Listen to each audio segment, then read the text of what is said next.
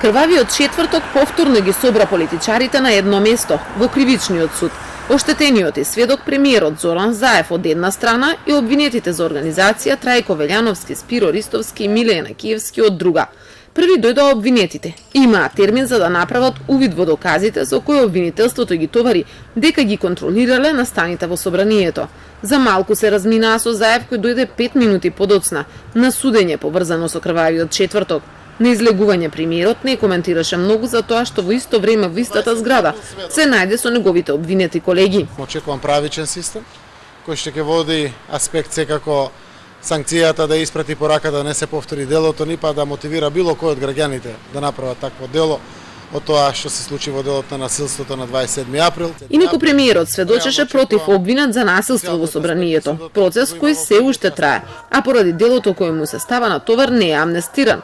Илија Петрушевски е вработен во затворот Идризово, а бил во собранието за време на инцидентите. Но премиерот не се сеќаваше дали го видел во прес-салата и како дел од толпата која физички го нападнала.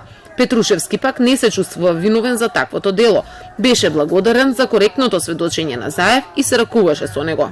Извинувањето значи фактот дека мојот клиент бил заведен од одредени структури во тоа време и навистина се појавил во собранието, меѓутоа извинувањето е во насок на тоа дека му е жал зашто присуствувал, односно учествувал во една таква ситуација која во ниеден момент нити ја замислил, нити можел да ја замисли.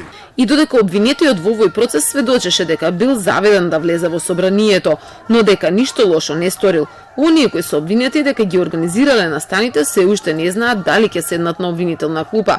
Се чека да го финализираат увидот во доказите, па судот да оцени дали обвинението на Вилма Русковска ќе го прифати. Повеќе се знае дали обвинетите Велјановски, Ристовски, Јанакиевски, Владимир Атанасовски ќе добијат термин за судски процес.